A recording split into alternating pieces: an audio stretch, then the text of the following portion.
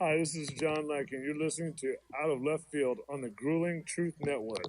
Hey guys, welcome back to Out of Left Field. Graham here today. Chris on vacation, spring break for him, so he is off in the Pacific on a nice cruise, enjoying that while I am here getting to hang out with you guys as we get ready to start the 2019 Major League Baseball season. A couple of weeks left to go in spring training. Still some names out there. We're waiting to see where they're going to end up. Of course, things starting to get narrowed down, starting to see some lineups come into play. Let's go ahead and put the ball into play as we begin on the show. The show being brought to you by mybookie.ag. Get a $1,000 sign-up bonus when you sign up at mybookie.ag. Just click the place bets icon at the top of their page and tell them that you heard about it on thegruelingtruth.net. That will get you a $1,000 sign-up bonus and also helps us keep on bringing you the show every week. Of course, we will get into the National League Central, our breakdowns there. Chris did email me his breakdown, so I had that. I have not looked at them, so we will get to enjoy that together and blast him without him here to come back at me. Anyways, we go ahead and kick into it. Some good things have happened. Some interesting things have happened, but let's start off at the negative. Stephen Wright suspended 80 games for a PED violation. The Red Sox right-hander tested positive for growth hormone, the second time he has been suspended in as many years. Last year, a 15-game domestic violence policy suspension. This year, an 80-game suspension also will make him ineligible for the postseason, assuming, as I think we all do, that the Red Sox will find their way into the playoffs again this year. The Boston Red Sox have come out saying, quote, "The Boston Red Sox fully support Major League Baseball's joint drug prevention and treatment program and its efforts to eliminate performance-enhancing substances from the game. While we are disappointed by the news of this violation, we will look to provide the appropriate support to Stephen at this time. Going forward, the club will not comment further on the matter," close quote. It's a big deal, right? An already depleted Red Sox bullpen losing Joe Kelly to the Dodgers. He went for a 3-year, $25 million deal out to the West Coast. Craig Kimbrell still doesn't have a home yet, but we don't see him going back to Boston, although this might necessitate the need to bring Kimbrell back. But a knuckleballer in Stephen Wright, something that is hard to come by in and of itself, although I happened to see a kid this past week throw a knuckleball in a high school game that was absolutely filthy. That's an aside we won't get into, but when you can see the label of a baseball stay in the same spot for about 25 feet and then just dart down, one of the best knuckleballs I've ever seen by far. But Stephen Wright, a 2.68 ERA, 7 strikeouts per 9, 4.5 walks per 9, just under 54 relief innings last year.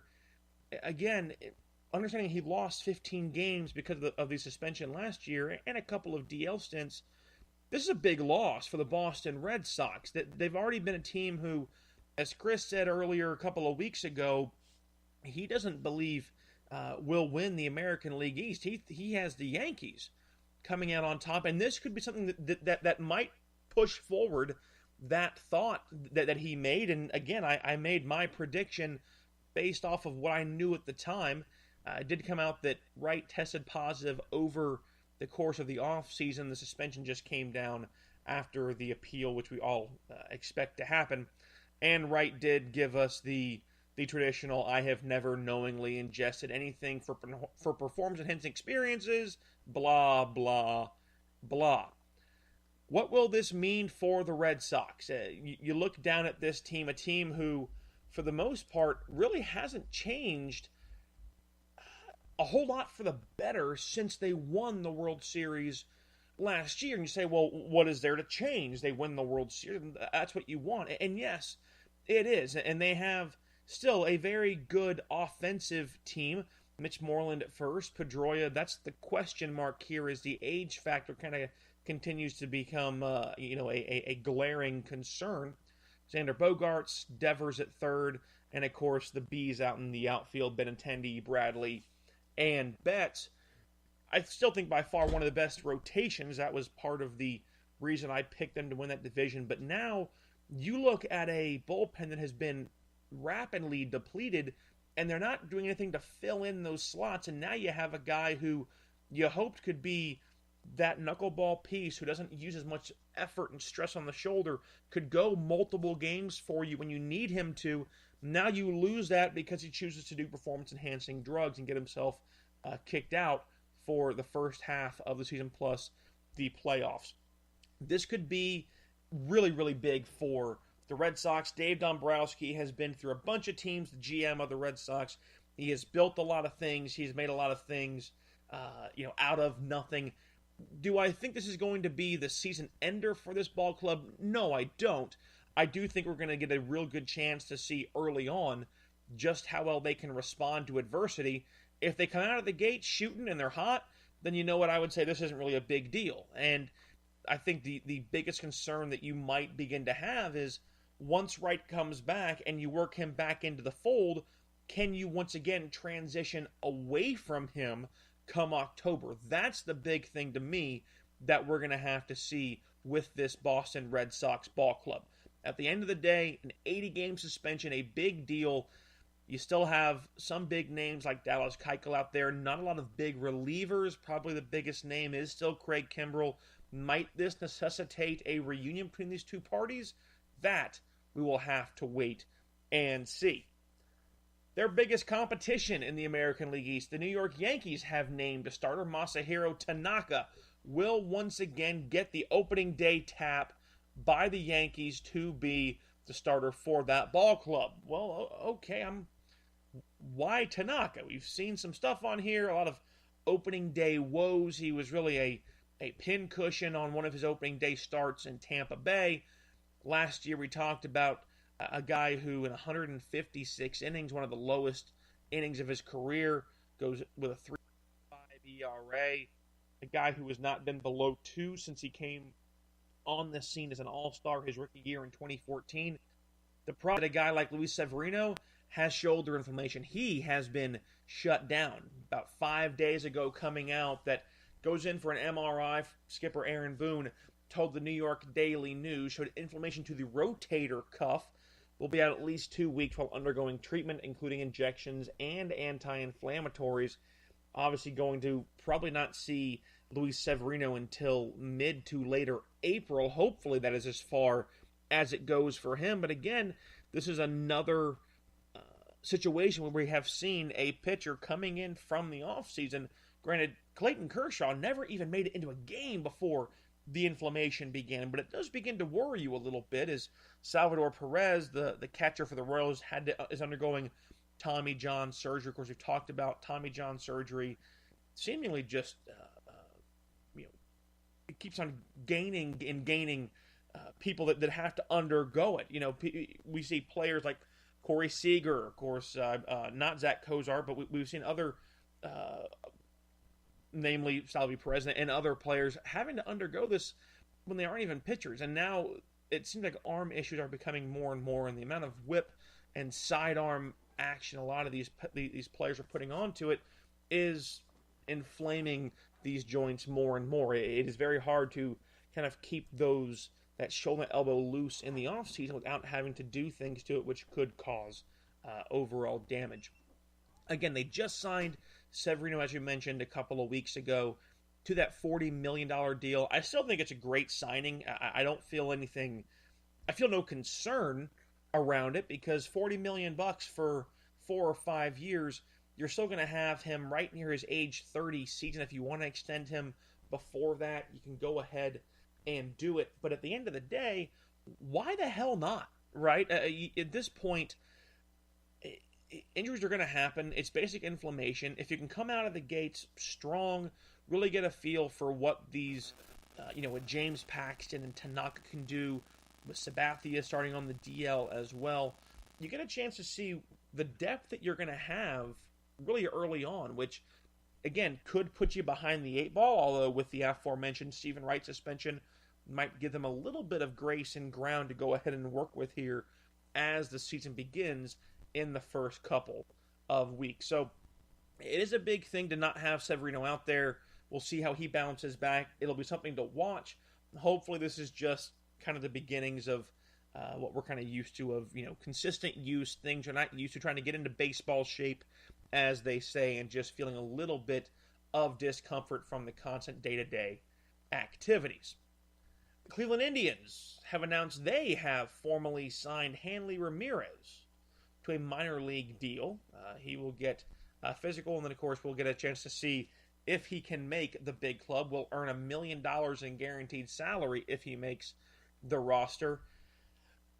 This was it was a whole odd thing last year, right? Because he's with Boston, and all of a sudden, out of nowhere, Boston releases him. We weren't really sure why, but they felt that it was the best choice to go ahead and make for the club, and I don't think there was really there was anything too crazy about that. That came about 2 weeks ago. We didn't really even see anything, and all of a sudden, boom, there it is. So, as far as hearing anything from Hanley Ramirez, there's really no word yet from Indians camp. I would be surprised if he doesn't get a chance. I think he'll get the benefit of the doubt because of what they need. At 35 years old and for only $1 million, you need some more pop in that lineup. They're probably going to make the playoffs only because, as we mentioned last week, the weakness of that division, but having him there could definitely be a good thing for that ball club.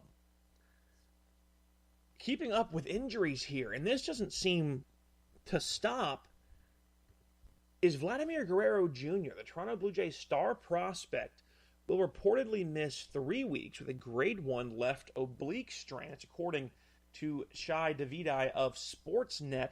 Now, this, in effect, really works out well for Toronto because, as we've talked about, I know Chris and I have talked about it before, is that they're looking at the Blue Jays were adamant of wanting to keep Vlad Jr. out of the big leagues to start. They wanted to go ahead and put him down in the minor leagues, allow him to keep developing. They were insistent that this is a developmental choice they want to make. They want to have him healthy for a long time, etc., etc., etc.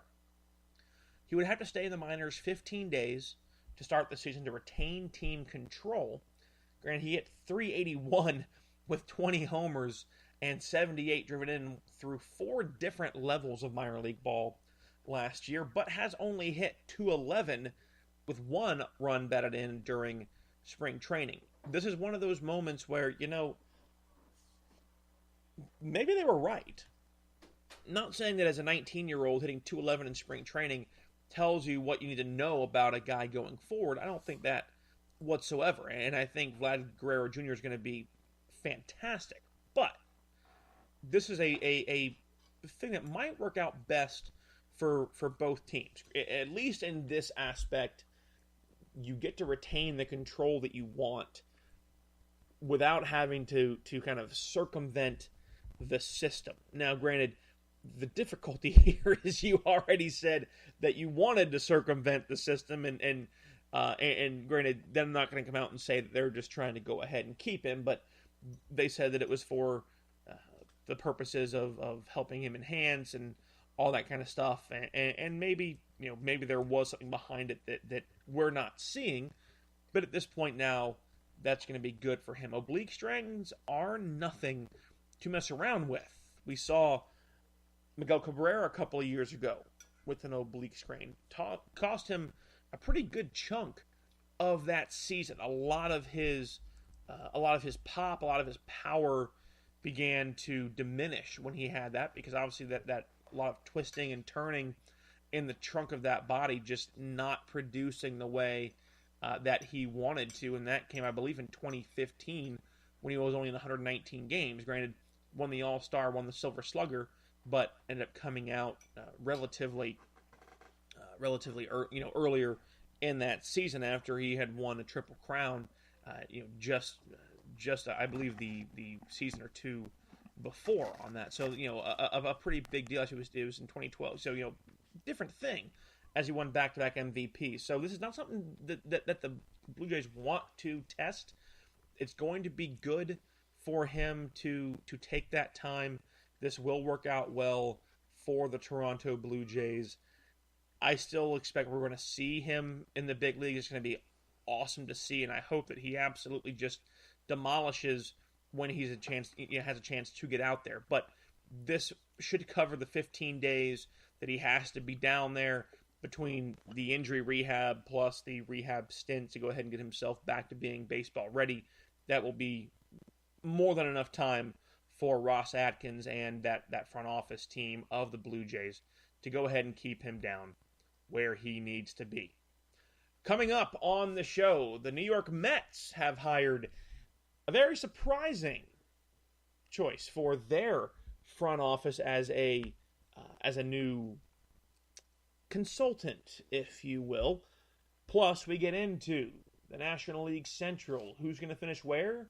Is it a repeat of last year? Where does your team finish? Stay tuned. Be right back after this message from mybookie.ag here on thegruelingtruth.net. Hi, I'm Mike Goodpasser from the Grueling Truth Sports Network, and I'm here with just one simple message. If you're watching the games, it's time to start making money. The Grueling Truth has recently partnered with mybookie.ag, an industry-leading sportsbook website, who reminds you that where you bet is just as important as who you're betting on, and that's why the Grueling Truth urges you to check out mybookie.ag. In addition to the usual thousands of odds, money lines, proposition bets, and futures offered on mybookie.ag daily, they also have in-game live betting and a mobile site that makes wagering on the go easier than ever. So join now and MyBookie will give you up to a free $1,000 cash bonus on your first deposit. Just enter promo code TGT50, that's TGT50, to take advantage of this offer. You can also go to thegruelingtruth.net, click the banner at the top of the page for mybookie.ag, and also get the same benefit and the same $1,000 free cash bonus on your first deposit.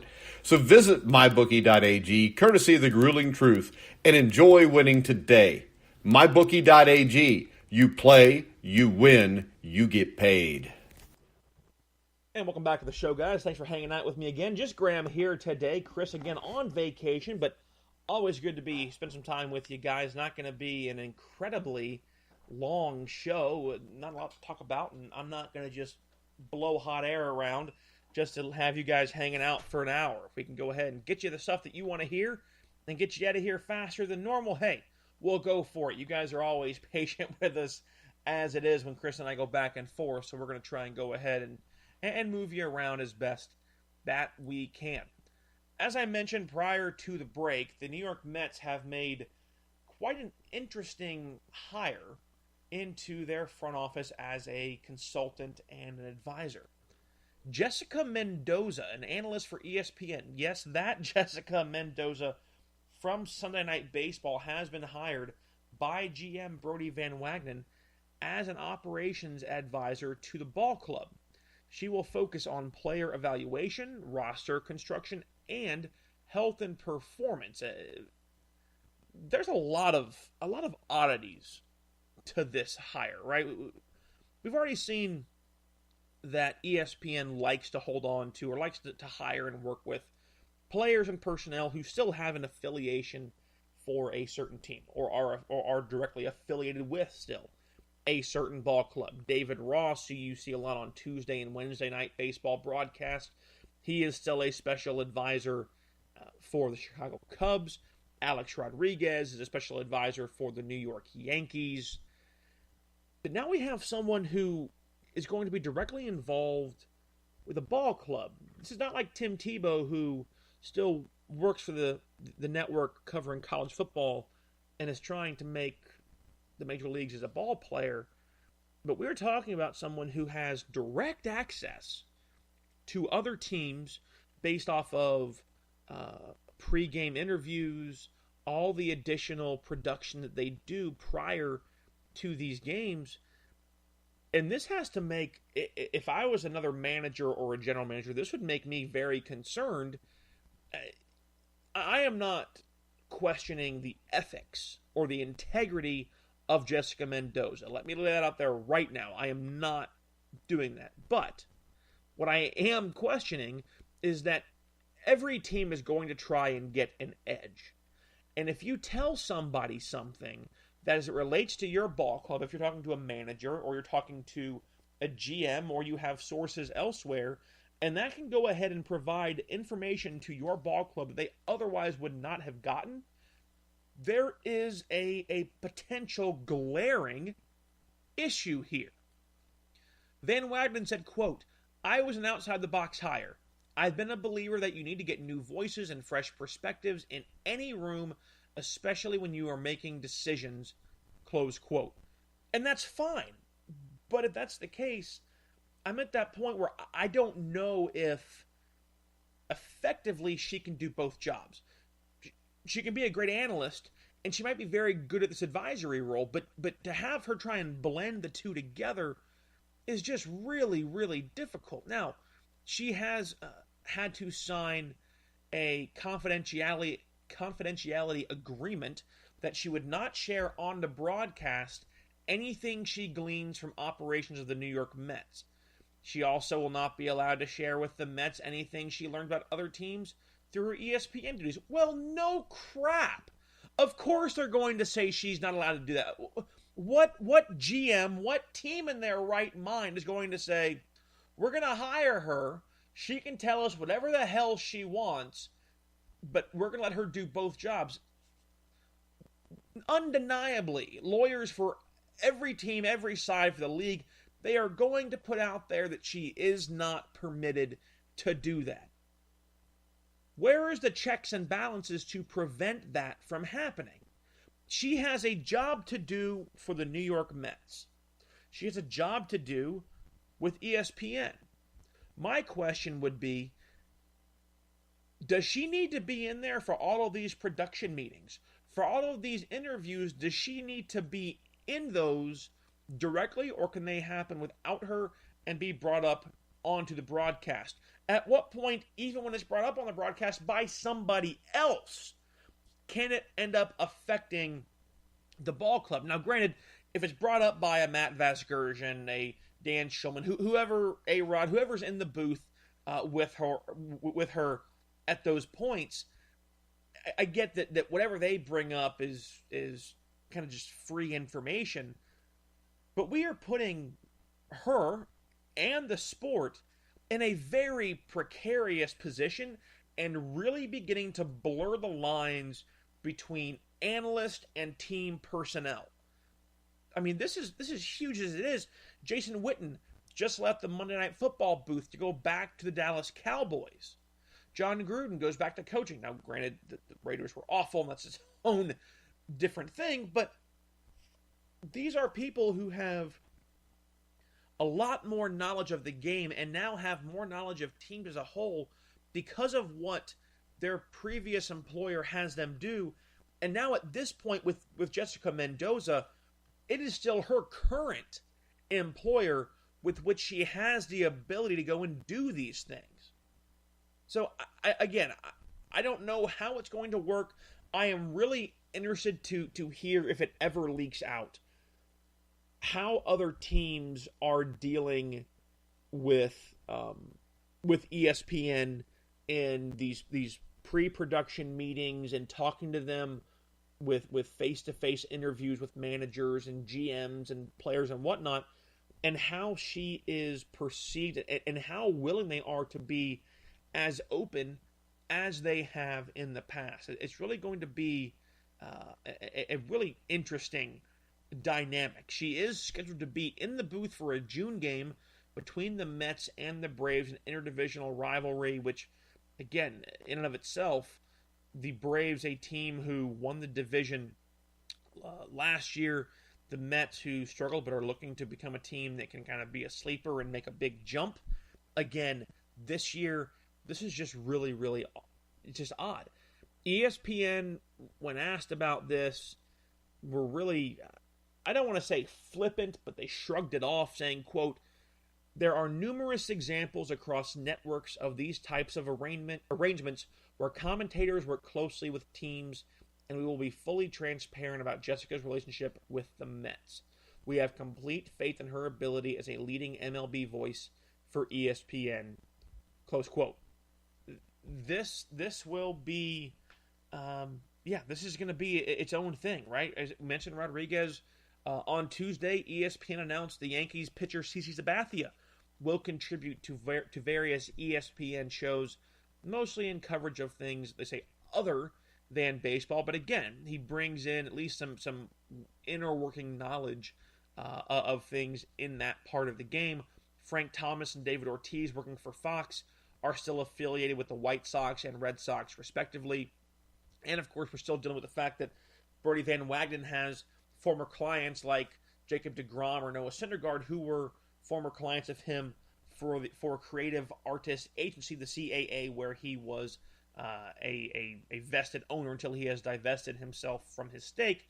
Oddly enough, that is also who represents Jessica Mendoza, the CAA. So there obviously is a relationship here beyond just her knowledge of the game, and that's fine. And I say that strictly in a professional way, that Brodie Van Wagenen has gotten to know Jessica Mendoza through her time playing softball as an Olympic medalist in 2004.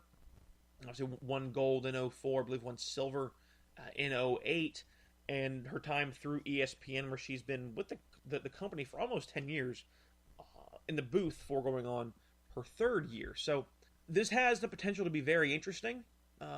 It has the potential to be catastrophic and devastating, but it also has the potential to be a really big cataclysmic change in the game, and that could be great for women in baseball, to have a woman in the game as directly affiliated and with an effect over a ball club as she will be.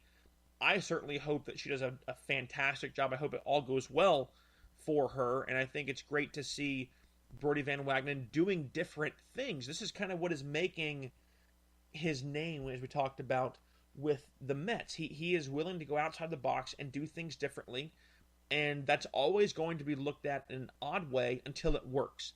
Then once it works, he's going to become a genius, and everyone's going to try and copy what he's doing if it works. So congratulations when it's all said and done, congratulations to Jessica Mendoza for this, and I certainly hope for her that it goes well, and that we do see the ability for baseball, ESPN, as well as the Mets to profit from this without any kind of side-eyed, sideways glanced kind of things happening. So now, guys, here we are. Thanks for hanging out with me here on the show Out of Left Field, brought to you by thegruelingtruth.net, sponsored by mybookie.ag. Be sure to follow us on Facebook, Out of Left Field with Chris and Graham. On Twitter, you can find us at OOLeftField. And please follow the network as a whole, the Grueling Truth Network on Facebook, and at Grueling Truth on Twitter. We really appreciate you doing that. A ton of good stuff coming out. I was just on Survive in Advance, the daily podcast, this past week with my good pastor, Steve Risley, Sarah Uran. Myself had a lot of fun talking baseball. We will be talking about the Atlantic League and what they are doing in conjunction with Major League Baseball. We talked about some of the things, the rule changes that were discussed earlier this year in spring training. But Major League Baseball has finally set an agreement with the Atlantic League, an independent baseball league, with a 3-year deal to try about 6 new things. We discussed those things this past week on Survive in Advance. Of course, you can find a link for Survive in Advance on our Facebook page at Left Field with Chris and Graham, and at OOLeftField on Twitter. But Chris and I will discuss this next week. I did not want to do this one by myself. There's a lot of depth into this discussion. I also didn't want to backtrack and make you guys hear my side again 2 weeks in a row. But this is something that I really felt that Chris deserved to be involved in. It's a side of the game that we both really wanted to talk about. So that is something that we will go ahead and touch on for you guys next week. That being said, let's go ahead and get into the National League Central. Hard to believe, guys. Yes, we are halfway through our team breakdowns, and we're already over halfway through the show. Again, thanks for sticking out and hanging out with me. Always appreciate you guys being here. So we have been through the American League East. We have been through the National League East. We've been through the American League Central. We're now into the National League Central. That leaves us. This is our fourth division that will take us past into the halfway point and now beyond. So let's go ahead and recap what we had last year. The Milwaukee Brewers come away with the top spot at 96 and 67. That adds up to 163. In case you forgot, we had a game 163 to decide the Central Division champion and the final wild card slot. The Cubs taking the final wild card slot, getting home field advantage in there as well. But the Brewers at 96 and 67, the Cubs at 95 and 68. Rounded out by the St. Louis Cardinals, 88 and 74. The Pittsburgh Pirates at 82 and 79. Yes, we had a team that two teams play one extra game, and we have two teams that had to play one fewer game, 161 games, if you're doing the math there on the Pirates. And the Reds finished out the year at 67 and 95. One of the worst run differentials in the league last year at minus 123. That is, from what I believe, that it was the 6th or 7th worst run differential last year. Run differential, one of those things that really doesn't matter as much because, if I get blown out by 10 runs and I win by 1 run, my differential is minus 9, but I'm sitting at 500. So it's one of those things that we look at, but still doesn't mean a whole hell of a lot, but something we still want to go ahead and talk about. So where does that leave us going into this year? Right? We've talked about these ball clubs making some moves. The Reds, one of the real first ones to make a move is Yasiel Puig. Got moved from L.A. Alex Wood got moved as well. Of course, the Pirates picked up Chris Archer last year. The Cardinals trying to go ahead and find pieces to kind of work around that. They had Marcelo Zuna come over from Miami last year. Of course, Paul Goldschmidt, one of the biggest things that happened in this offseason. The Cubs trying to kind of figure out what's happening here. At the end of the day, a team who still unfortunately has Yu Darvish on the roster. They have a bullpen that is listed as a mile long. Tommy Chatwood still out there as well. You have Brian Dunsing, Carl Edwards Jr., Brandon Morrow is your closer, Pedro Strop. And then the Brewers, who right now really probably one of their biggest things was re-signing Mike Moustakas, and they signed Yasmani Grandal as well. At the end of this, looking at these the last two teams I just mentioned, the Brewers and the Cubs still sit incredibly close.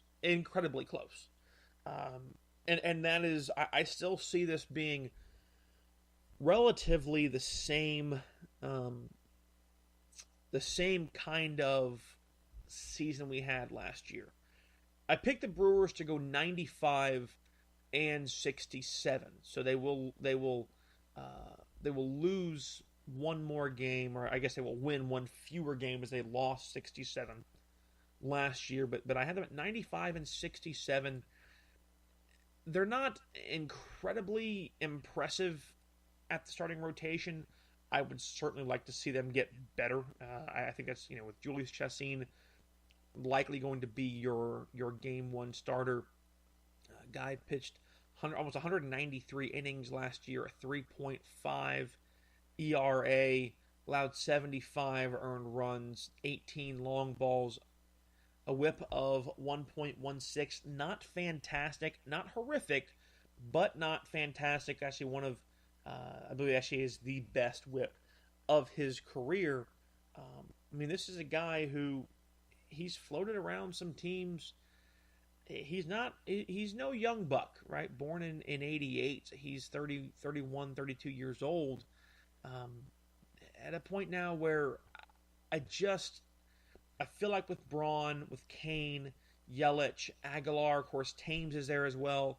The Grandal thing, we'll see. His average has really kind of been up and down. You never really know who you're getting, and we saw just some really big errors and issues last year in the playoffs with him, so that worries me a little bit. Travis Shaw hit 255 last year. Hit 241 last year. They're one of the lower years of his career, but still hitting 32 home runs, driving in 86. If he can up that a little bit, then get up back up into the 260, 270 range. That's when we begin to see the power numbers stay there, but then he begins driving in more runs. Had 27 fewer hits than in 2017. Obviously, that plays into a lower average. So that was the hardest one for me, was going Brewers or Cubs. Obviously, I'm going to put the Cubs at number 2. I don't have them right behind. I have it 92 and 70. I'm really worried that these guys are the same. I get last year maybe it was kind of a fluke, but at the same time, what if it wasn't? And my concern is, I don't think that they have the best bullpen in the game. I think their bullpen can be better than Boston, but we're still not sure which Kyle Schwarber we're going to see. I would like to see them get something better in center besides Albert Almora Jr. I think he's one of the weaker spots in that lineup, and it can't be perfect all the time. That's just kind of the nature of it. But I guess the guy hits 286. He's not terrible. He's not a power guy, but an on base of 323. It's okay, not great. But my concern is just the way that this ball club seemed to not be able to really come into a cohesive unit last year, with Addison Russell being on the restricted list again because of the domestic violence suspension, so he's going to be out for a while. That'll put Ben Zobrist at second base. I still think Zobes and Baez can be a very, very good infield, and maybe I'm talking myself into the Cubs a little bit higher, but there were just so many concerns with that rotation last year. Quintana really looked off. He never seemed to settle in. Darvish is listed as a number 3 on the depth chart. Who knows if he'll even be healthy? Hendricks, Hamels, and Lester. I'll actually go ahead and as I look at this, I'll up it. As I have the Brewers at 95 and 67, I'll put the Brewers at 94 I'll put the Cubs at 94 and 68. I'll put them one game behind. Looking at that, I think the Cubs really could. This is going to be a division that it's a coin flip. I really do think that, and I might actually have shortchanged the Cubs just a little bit on the depth and looking at it, and it's one of those things you might kind of get blinders. So I'll own that. I will go ahead and put the Brewers to finish one game better than the Cubs for the division. 95 and 67 for Milwaukee, 94 and 68 for the Cubs. In third place, really, we're going to say chalk like we were last year. I had the St. Louis Cardinals in third place, only because I think that the other two teams haven't made enough changes to go ahead and surpass that. If Matt Carpenter plays like he did in the middle of the year, the entire year this season, he could be an MVP candidate, without question. The rotation for the Cardinals still concerns me. They don't have a designated closer yet. They did pick up Andrew Miller from the Cleveland Indians. That could be really good for him. He's 33 now. It'd be nice for him to find a place to go and get back to what he was in New York, and show why the Indians originally traded for him.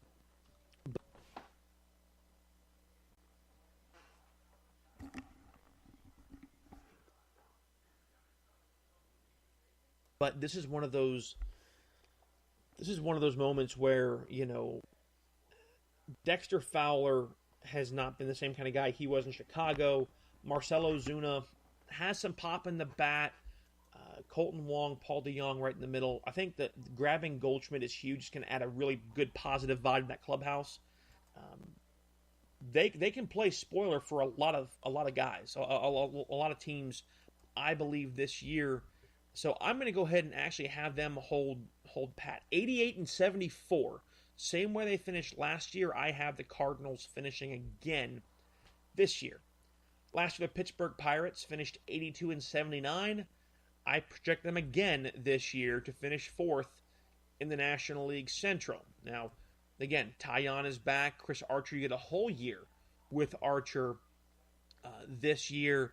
Starling Marte still in center. You have Gregory Polanco. You have Corey Dickerson. Had a great year last year, and I was really happy with that. Lonnie Chisenhall comes over as well from Cleveland. There are still some holes in this club. They don't have everything they need. A guy like Colin Moran at third base hit 277 last year in 144 games. That was really nice to see. 11 home runs, not a huge power guy, but a 340 on base and slugged 407. So, struck out 82 times, walked 39, almost a 2-to-1 ratio, not too terribly bad. So again, I would like to see Moran, kind of show up again for his sophomore year. At the end of it, really, it's just a matter of, I think the Pirates have more pieces to put in place than the Reds do. I will give the Pirates one more game than last year, 83-79. So again, we're looking at already 4 teams in the NL Central to be above 500. This is the odd thing about this division. We look at some of these teams as not being that great, and the Pirates really were kind of wonky and up and down last year. But to have 4 ball clubs already out of 5 that we're projecting, or at least I am projecting above 500. We'll see what Chris says. I think says a lot that the NL Central might be one of the best divisions in baseball, at least one of the most consistent divisions. There isn't going to be, I don't think, a huge disparity between the teams. 20, 25 games, that's going to happen in most divisions anyway. Which brings me to the Cincinnati Reds, who I do still believe will round out the NL Central. But last year they were 67-95. That ended after I believe a 2-14 or 2-15 start. Terrible start. Found Brian Price out of a job. Jim Riggleman came in.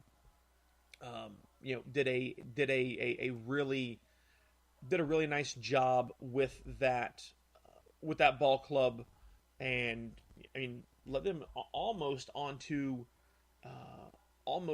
winning baseball, which is really, really impressive. That they ended up being still relatively below 500, but that's pretty good. Now you get David Bell coming in as the new manager, a guy who played Major League Baseball, played for the Phillies among other teams as well. He comes in. It's a new voice for this ball club, and it's going to be interesting, right? He's a guy who's a hometown hero, grew up in Cincinnati. Now will get to lead the ball club. His first time managing, but also was managing in the Reds in the minor league system for a while before going to coach third base for the Cubs in 2013. This could be good for the Reds. We'll have to see how they do, but I have a lot of faith in this ball club. I think they have some good pieces around them. Like I said, they picked up Yasiel Puig. We'll see what that does. Also, Matt Kemp, not an everyday guy, but a guy who should at least be able to provide you some pop. Joey Votto is still there. We'll see how the Votto-Kemp or Votto-Puig thing melds. Votto is a long-time veteran who wants the game played the right way. Granted, we've seen some anger from him recently, but I think he and Kemp and the veteran side will be good. Scooter Gennett wants a new contract. He's a little frustrated and perturbed that the club isn't as focused on trying to get him paid, but we'll see where that goes. Tucker Barnhart, still one of the better young catchers in the game right now, and then Eugenio Suarez, at 27 years old, playing third base for them. Hit 283 last year. Best year of his career. 34 home runs, 104 runs batted in. Had 149 hits, all best of his career. So, that's a guy who I really think can bring up some stuff. And like I said, you get Sonny Gray.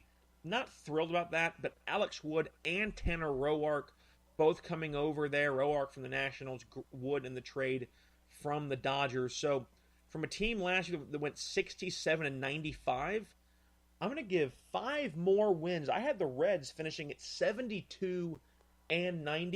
I think they may have the potential to even go higher than 72 wins, but for once, we are not laughing to see who is going to have what team lower. I think all these teams really are legitimate teams this year. Not saying they're all legitimate contenders, but I do believe they are legitimate ball clubs. So again, I have this is my rundown. The Milwaukee Brewers, 95-67. The Cubs, 94-68. The St. Louis Cardinals, 88-74. The Pittsburgh Pirates, 83-79. And the Cincinnati Reds round out the National League Central at 72-90.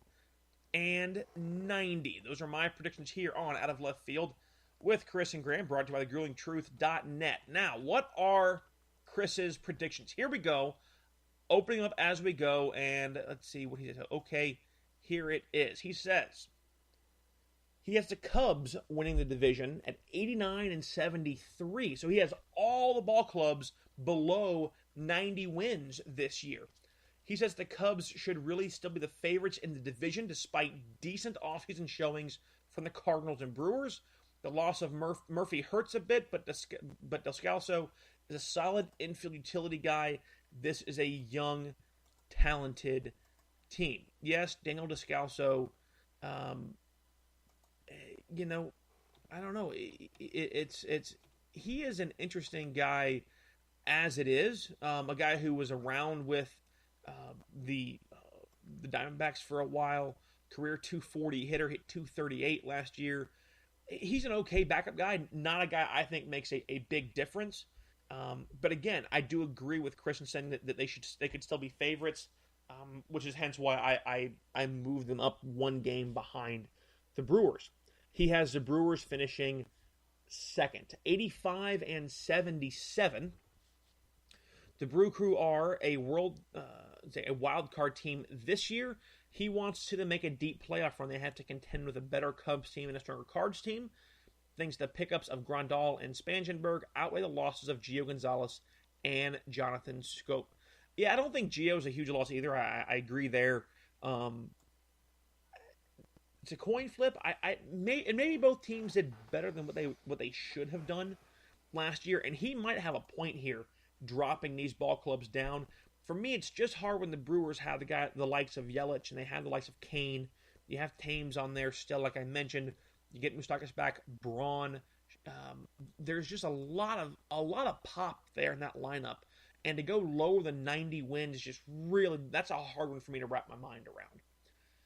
The Cardinals he has at 83-79, so about 5 games lower than I have.